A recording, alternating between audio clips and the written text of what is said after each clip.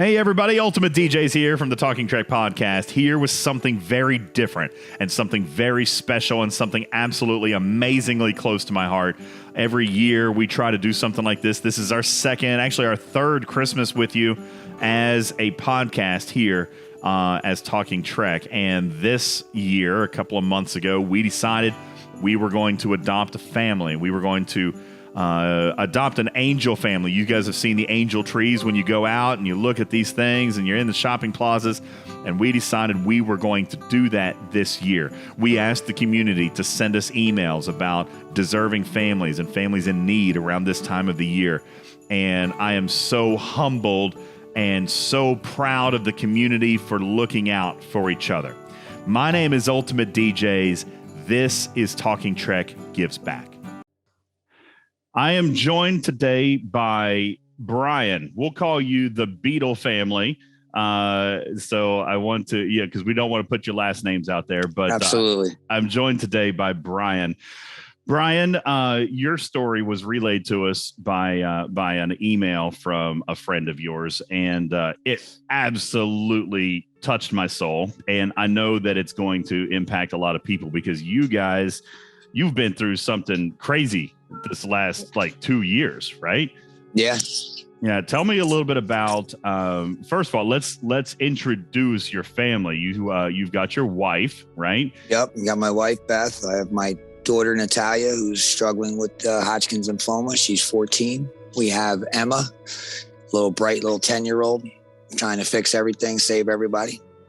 And then we got Isla, little 7-year-old Spitfire. I don't even know if you can keep that thing 5 seconds. Good night. And then we have little Liliana, and she is just the littlest, sweetest thing you'll ever meet in your life. Lily, of course, 4 years old, right? Yeah, she's 4. Yep. And then we got the kid, the 2 dogs. We got the dog and the cat. Can't go without them. You know what I mean? So busy house, right? Busy Absolutely. Household. You had told me previously when we had a chance to speak that about a year and a half ago, your family received the absolute worst news that any family could receive regarding your 14-year-old Talia. Tell me a little bit. You had mentioned a second ago that she's fighting a disease. Tell me a little bit about Talia and what she's fighting, and tell me about the day that you guys got that call.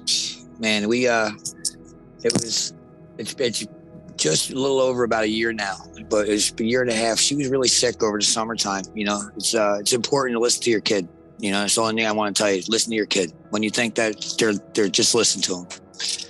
She was telling us that she was really tired. I don't know why. I'm just so tired. Started in June, July, August, and exhausted to the point where literally she would sleep 17, 18 hours a day. We just thought she was being depressed or she was being a teenager. She didn't want to do it. She was up all night, talking to her friends, just being an old kid. It was all during this whole COVID shutdown, so a lot of things were upside down and that down was up, so 3 months go by and she's still going through this. And then I'll never forget the day. It was November 18th. She came running downstairs and she went, "Dad, look at this." And she looked, and it was a lump the size of my fist just popped in her neck. I knew that instant what it was. And, no parent wants to know that. So of course we tried a couple months, got told that it was mono. It was just a overexerted lymph node, and then it just kept going and going and going. And then one day we finally saw the doctor, and she looked at it and she says, "This is not good. I don't know what to do with this." And at that point, the oh my God hits you. And I no sooner left, I got a phone call from oncology. We're setting up an oncology appointment. I want to meet the team, blah, blah, blah, blah. But first, we're going to set you up for a scan. Long story short, we go to the doctor, and we're all scared to death. And he looks at the screen, and the screen, had her facing the screen, is facing you and the patient and the doctor all at the same time. As soon as the screen popped up, he went it literally threw the screen sideways. My heart hit the floor. He turned around after looking at it, and he said, "Okay, Talia, I'm a cancer doctor." And at that moment, I don't even know how to describe it, man. It was just, I've cried a lot. We've done a lot of, and it's just still hits you every time, and then she ended up,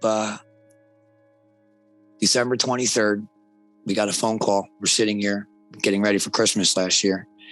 And he Zooms us and sits us down, and we have a long conversation about it and tells us the prognosis and tells us, this is not something we can't cure. We feel pretty confident in it, and, et cetera, et cetera, et cetera. So December 26th, we started chemotherapy. Wow. Merry Christmas, right? Pretty much, so, and then this particular form of cancer, Hodgkin's lymphoma, you said, yep. is what they diagnosed it as. And right around the holiday season last year, you guys began your treatment, but you had told me that this treatment plan was crazy aggressive. Yeah, she ended up relapsing. It was, she has a very aggressive form and a rare form of the Hodgkin's lymphoma. Hodgkin's lymphoma, when parents hear Hodgkin's lymphoma, they're like, yes, oh, thank God. And that's what we thought. And she ended up having one of the rare forms of it, and it's very aggressive. We went through 3 months of treatment. It was 4 cycles of chemotherapy. So it's 2 weeks, 21-day cycles. We did 4 of them. The first day she took a treatment, she got a fever from one of the stuff. The second dose, she was in the hospital. We were there for 3 to 4 days to finish the rest of the treatment. Then we came back and we did it again. She went tachycardic. We had to call 911, ambulance to get her out of the house. Her heart was enlarged. Everything started going crazy. We're flying up to the hospital. We finally get up to the hospital, Children's Hospital, Philadelphia. And it was like a Grey's Anatomy moment. Like everybody in the room, crash cart, just, Jesus, God, don't let this happen, kind of moment. And she had a little bit better treatment after that. It took about 3 more weeks for her to be okay, not to need any of the rescue meds or to not be, too. And then we ended up coming home and finishing out the treatment and did her scan. And they said, hey, man, everything worked out great. Everything's perfect. She's in remission. We got it. It's good. We said, wow, really? Okay, this is great. We went home. 3 weeks later, lump popped out of her neck again. Started real small, like a pinky. Within 2 weeks, it was the entire side of her neck. And she couldn't get comfortable. She couldn't move. She couldn't do anything.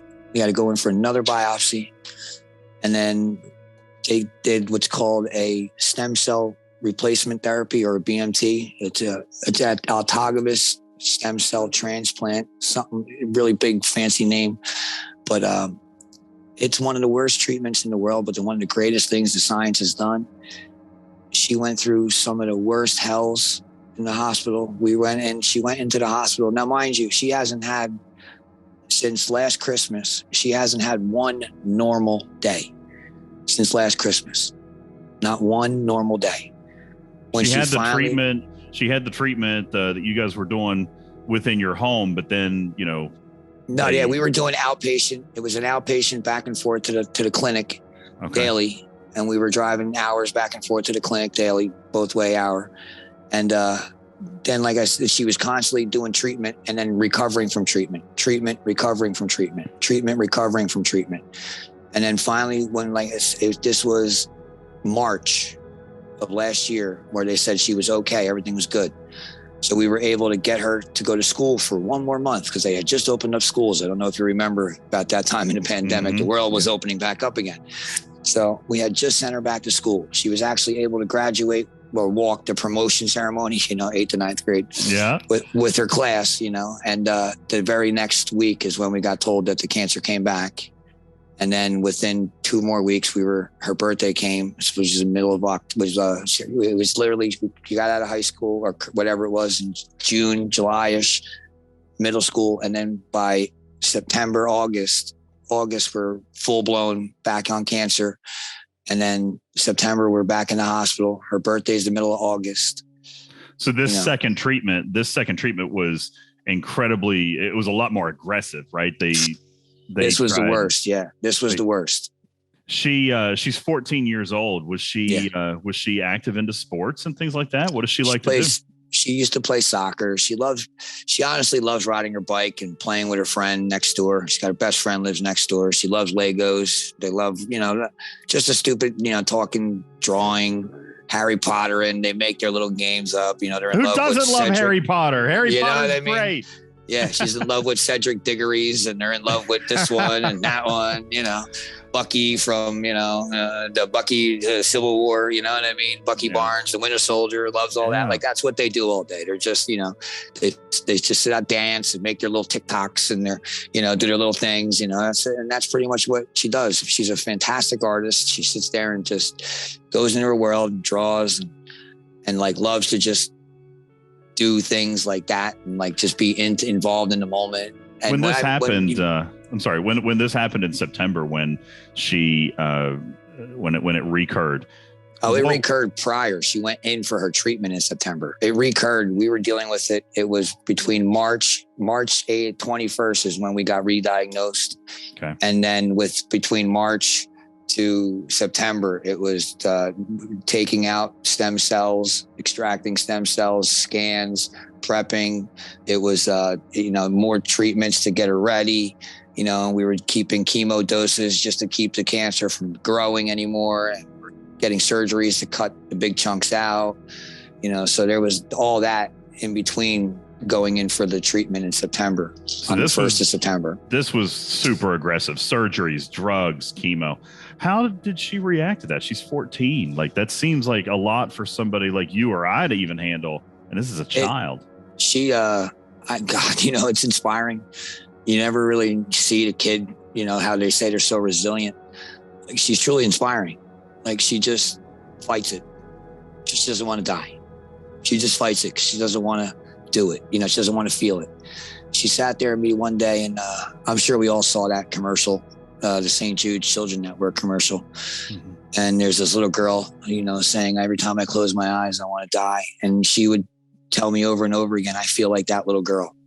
Like, that's exactly what I feel. And she cries about it every time she sees it, and for a minute there, she didn't know if she was going to come through. She didn't know if she was going to make it. She really didn't. Starting in September, you and your wife had to travel a lot because this was not local treatment. This was not local surgery. You guys are from New Jersey, and you guys were traveling to Philadelphia every day. And she was there. She was staying in Philadelphia, right? Yep. 90 days. 90 straight days. So she is staying in the Children's Hospital in Philadelphia. You and your wife are traveling, never leaving her side, you told me. But that took a toll on you guys as far as jobs go. You both ended up having to leave your jobs just to care for the family, right? Because not only you had a child living in the hospital, but you also then had 3 other daughters living at home, right? We had Emma and Isla and Lily all counting on mom and dad to continue taking care of them. Tell me a little bit about that. Like, did you guys take turns at the hospital? What happened with the other girls? So we ended up, my wife had to quit her job at the first diagnosis in November to take care of her. So when we first got diagnosed on November 18th, she quit her job. December 1st, she was done. So that was back in 2020. I still worked up until every chance I could. I tried in between treatments. I would go work for 2 weeks, take off 2 weeks, work for a week, take off for 2 weeks, work for a week. Anything I could to just keep money coming in and waiting on unemployment or waiting on family leave insurance, kindness to strangers. I mean, it's just been a lot. Like when it came to taking care of the kids, my wife stayed at the hospital every day for 90 straight days. She stayed at the hospital. She did not leave her side. She did not come home once. She did not really get to see her other children, tuck them in, get them on the first day to school, do any of that stuff. It was just FaceTimes and call to say goodnight. And you didn't see your wife for 3 months. 3 months. I didn't sleep next to her for 3 months. And you're at home, you're Mr. Mom. You're doing the laundry, you're cooking, everything. you're doing the schoolwork. I'm doing hair. I ain't got none. I'm over here brushing hair. How have braiding. I was gonna say, how have you gotten at the French braid? That's like I ain't got the braid down, but I got that ponytail tight. That's a skill all dads need to learn is the you ain't lying. Yeah, you ain't lying. So 90 days, this starts in September, which literally brings us up to now, right? Yeah, got home. She just got home on November 28th. November 28th. 29th, sorry, no, 29th. And what's her status now? How did the treatment go? Well, according to what I'm heard from the docs, the BMT took. So they feel that the transplant was a success. Her counts are staying steady on her own. Everything's staying steady on her own. But due to some chemo medications, she has side effects and other health problems now due to it. She ended up having a severe reaction to a chemo, which made her body go chemotoxic. And I don't know if you've ever heard of chemotoxicity. Not many people have it. Not many people have ever gone through it.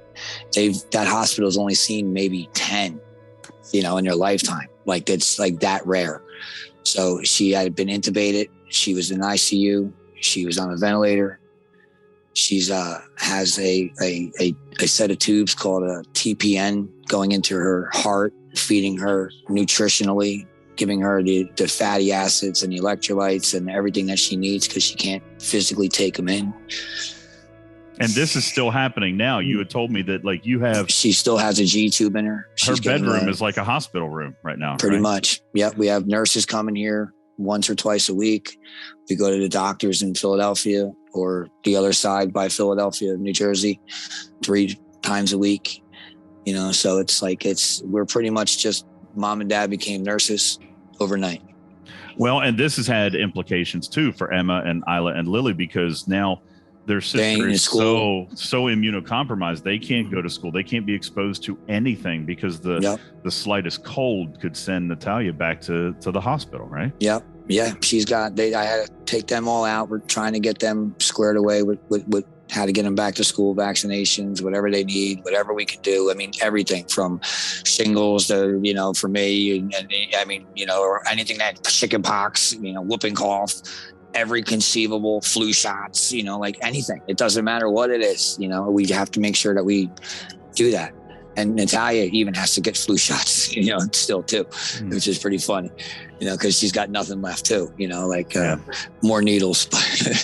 But, it's like we're so immunocompromised. We had to redo a few things in the house. I had to redo, not working either, figure that one out.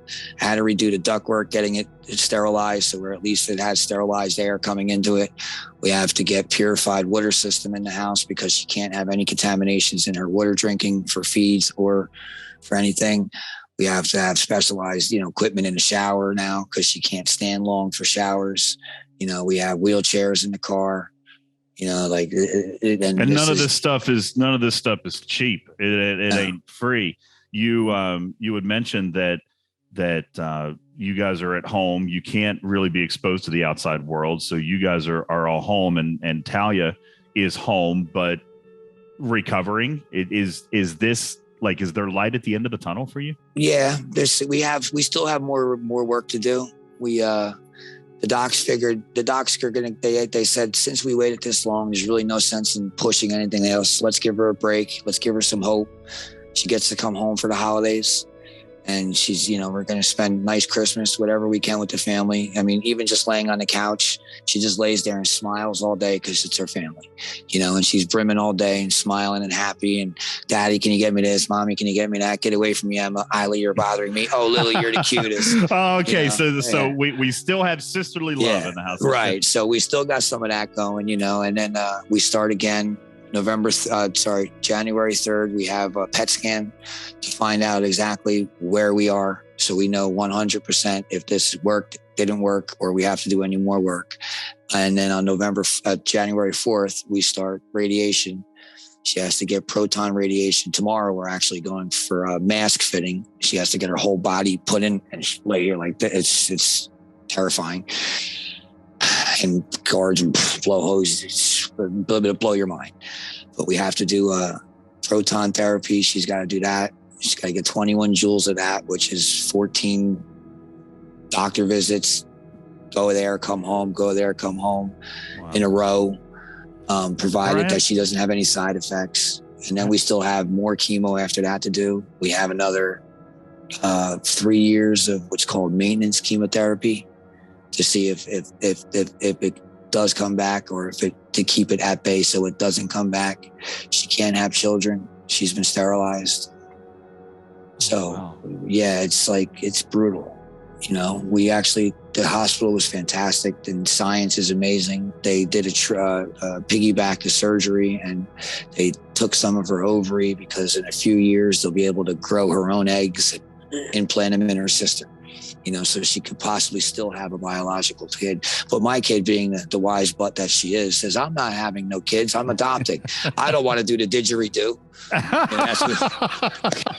She's 14, Brian. That is 14. A good thing. That's a good thing. Priceless. And she said that at the doctor, and that's her wit when she's getting her treatment. Like, that's who she is. Like, to her core, that's who she is. But it's the sweetest thing you'll ever meet. Right. She'll never experience what a lot of people find to be normal. Brian, through all this, it seems impossible to consider that you've had any time or even available money to even think about Christmas, right? You've got 4 little girls in the house, wondering, excited. We're only less than 2 weeks away from Santa coming down the chimney, right? And yeah, I imagine this has to be maybe a little bit stressful because you've got so much going on.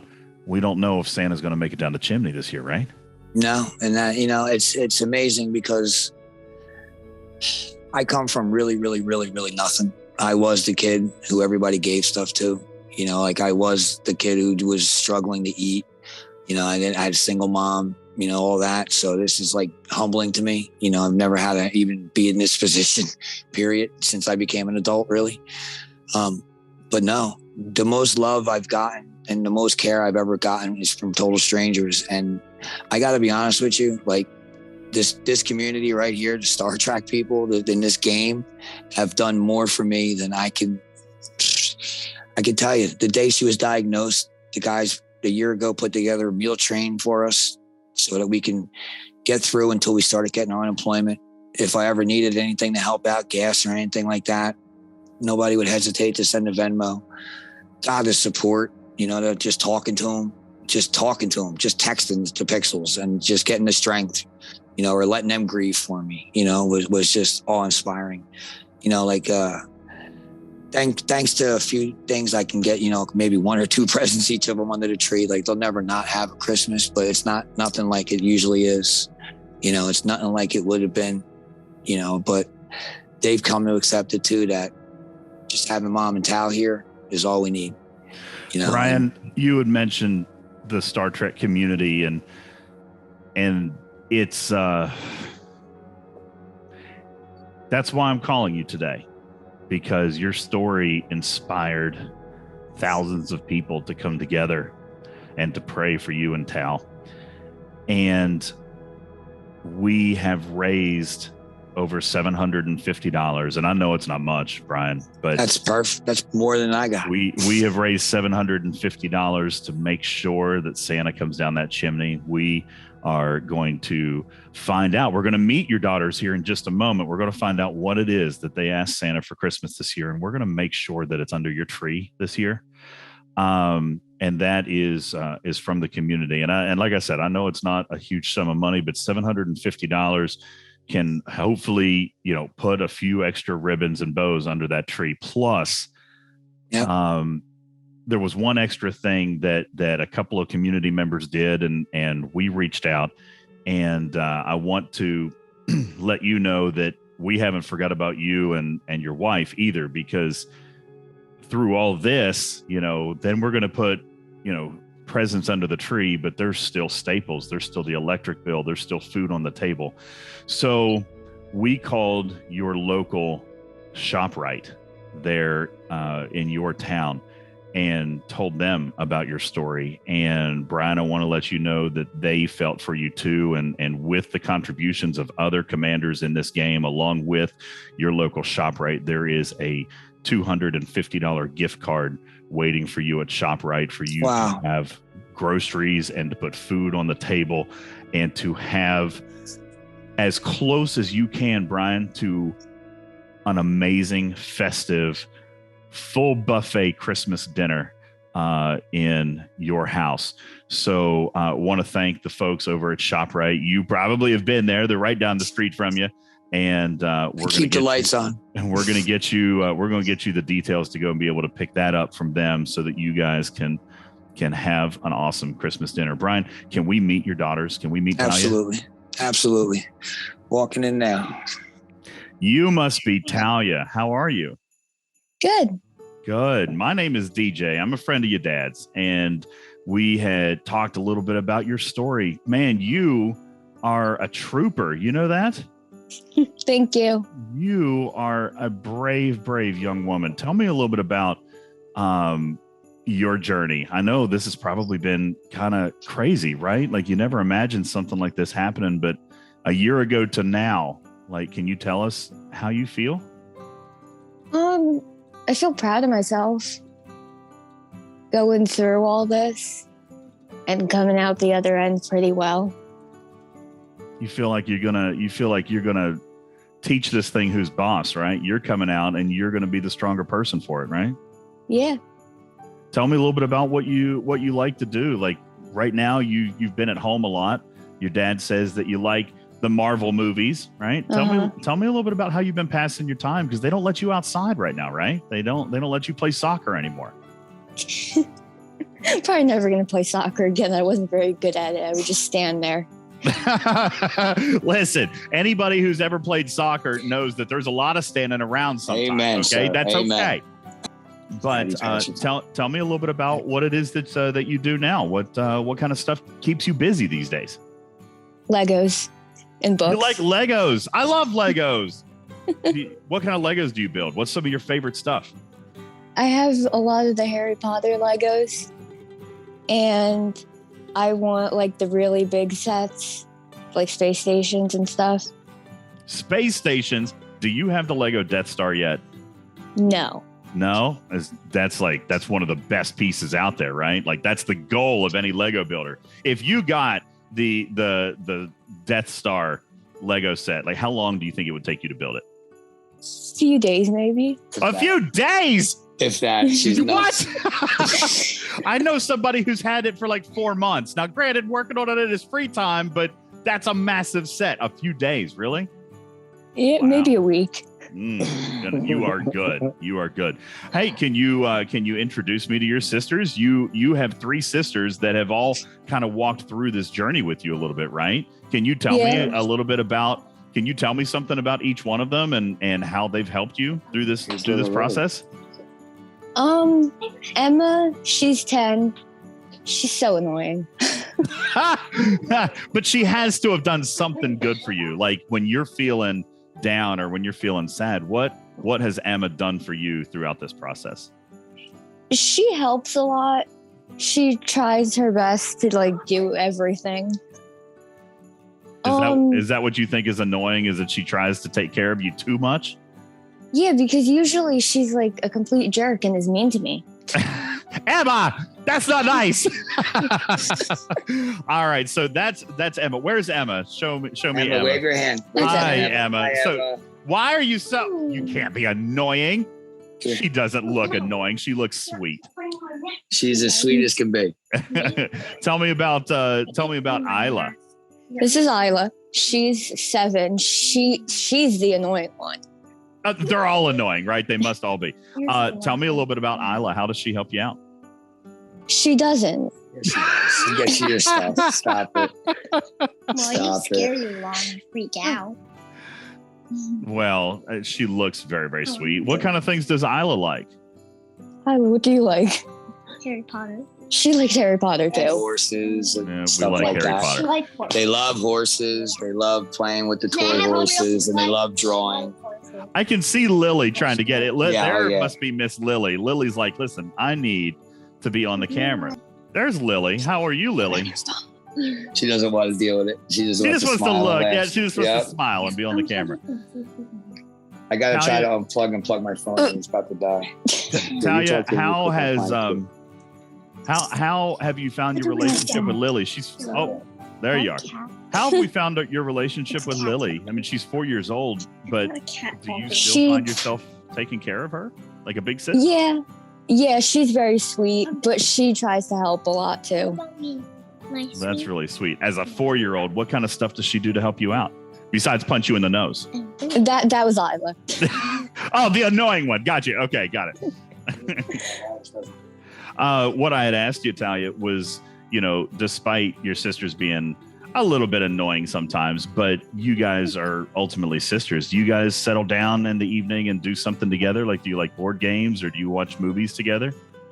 We can't do that because the three of them are such spazzes and they can't sit still. So they don't watch movies at all with you? No, they'll watch movies by themselves, but they're at the end of the day, they're in the playroom screaming at the top of their lungs. And you just can't have that. I mean, you're a 14-year-old kid. You're above this childish play stuff, right? Mm-hmm. Yeah, I'm in my room. I got you. Talia, let me ask you. You've been through a heck of a lot this year, but I would imagine that this is a time of year that everybody gets excited about, right? It's Christmas time and you guys have your Christmas tree up. Did you write a letter to Santa this year? No. What? Who doesn't write a letter to Santa Claus? Even this furry, lovable kitty cat writes a letter to Santa Claus. Listen, if Emma and Isla and Lily can come around where they can see the screen, listen, I may or may not have a connection with the big guy. All right. Oh. And I possibly maybe told him that I wanted to spend a little extra time with you guys this year. So I sent him a message, right? And he sent me a message back and I watched it and I thought, oh, wow, the girls need to see this. Would you guys like to see the message that Santa Claus sent for you guys? Yeah? All right. Someone has come to visit me. Oh, hello, Talia. Emma? Isla? And Lily? It's so nice to see you all. I was just about to update your big books. I will need to use my magic carousel.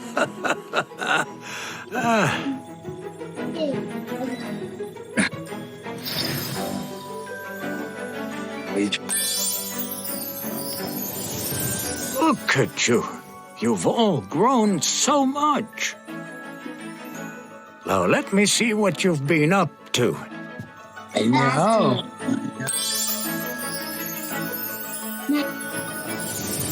Girls, this is such a nice picture of you. It seems that you've had to get through some tough times. My elves and I enjoy updating your big book. It lets us see all the wonderful things you've been up to and all the fun adventures you've had throughout the year. So many happy memories. Girls, I have to go now. It's getting late, and even Santa needs to get a good night's sleep. Maybe I'll dream about some of the many fun adventures you've had. I'll see you soon. Goodbye. What about that? Oh my gosh. I am so happy that he took the time to send me a message back because it was really, really important for me to tell you guys that he's thinking of you guys. Isn't that exciting? Yeah. I can see little Lily back there. She's so excited. Oh, God, she can't contain herself. She's about to explode.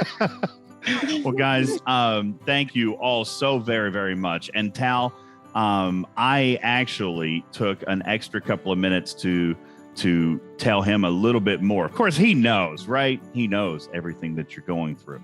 But I want you to be a beacon of hope for everybody out there who's going through something like you are. Because, you know, as lonely as maybe it can feel sometimes, there's other kids that are going through stuff just like you, and you are smiling. You haven't stopped smiling, and you're beautiful and you're strong. And I want other young women to know that they're not alone. And I want you to know that you're not alone. And so I was having a conversation with Mr. Claus about this as well. And he had this extra little message for you. And I thought it was really, really inspiring. So I wanted to share it with you if I could. Can I do that? Yeah. All right. He left it in a voicemail. He actually called. Let's see if I can find it. Oh, hello, Talia. Yes, it's really me, Santa. I'm calling you from the North Pole. My elf is telling me that you're sad these days, and that sometimes big tears run down your cheeks. Talia, I know it's hard when you're feeling sad. It's not easy to smile, and we can be scared or angry, and sometimes we're all confused. You need to know that it's okay to feel the way we feel. My elf Lena suggests that you ask your father to watch a movie with you. Talia, know that your sadness will pass, and we're sending you all our love. Hang in there, and see you soon. Ho, ho, ho, ho.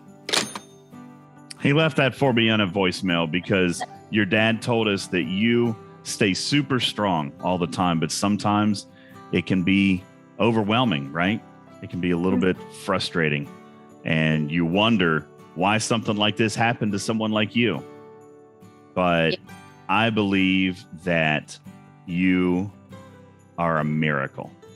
And I believe that a lot of other people can look to you and find hope. And I hope you know that there are thousands and thousands and thousands of people watching this video right now, and they are praying for you and sending you all their love. You too, Isla. Quit being annoying. Love it. All right, guys, I want to say thank you. That was great. I want to say thank you so much for you guys spending some time with me today. And I want to thank you for sharing your story with us. And especially, Tal, I want you to know that we just absolutely know you are going to kick butt. And we're going to see you on the soccer field again. Nope. It's like hard pass. I'm out. Maybe we'll try softball. Brian. Basketball. Yeah, basketball. There we go. Brian, thank you so much for sharing your story. And I want to thank the individual who wished to remain anonymous, who sent us an email about your family. I am so happy that we got to know you, and so happy that we're going to be able to keep you in our thoughts this Christmas. Thank you, my friend. Everybody say goodbye to the Beatle family. Bye, Beatles. Merry Christmas, everybody. Bye, Beatles. So much. We're touched. All right, Brian. See you, bud. Thanks, man. We'll catch you Thank later. you. I'll talk to you soon. I simply want to say to everybody who was involved, everybody who listened on the podcast last night, and everybody who gave a piece of themselves, be it monetarily, be it spiritually, be it in a Christmas gift, be it in a bill pay, whatever it was that you felt moved to do last night was just absolutely humbling. Let me be very clear. This was not a fundraising effort. This was just the spirit of Christmas here on Talking Trek. We simply wanted to give back, and we wanted to share our blessings with somebody in need. And you guys rose to the occasion and donated even more last night. We have raised so much money that we have adopted a second angel family. And we will be helping Christmas wishes come true for not only the Beatle family, but for an additional family as well. And that is only through the goodwill and support of you, Commanders. If you feel so moved to join the rest of the Commanders who donated to the Beatle family, then you can find a donation link in the video description below. But again, let me be clear. This was never supposed to be a fundraiser. It was already done. This family was adopted, and you guys are just increasing the blessing. If you feel so moved, there is a donation link in the video description below, and please just tag your donation with For the Beatles or For the Beatle family, and we'll make sure that that goes to Talia and her siblings this Christmas. My name is UltimatDJz. I am so privileged to be the host of Talking Trek Live, Star Trek Fleet Command's official podcast, and the host of this YouTube channel as we take a step back this year and give back to those in need. Talking Trek has given back, and we thank you for being a part of it. Merry Christmas to all of you, and may the best Christmas blessings be upon you and your family. God bless, and Merry Christmas.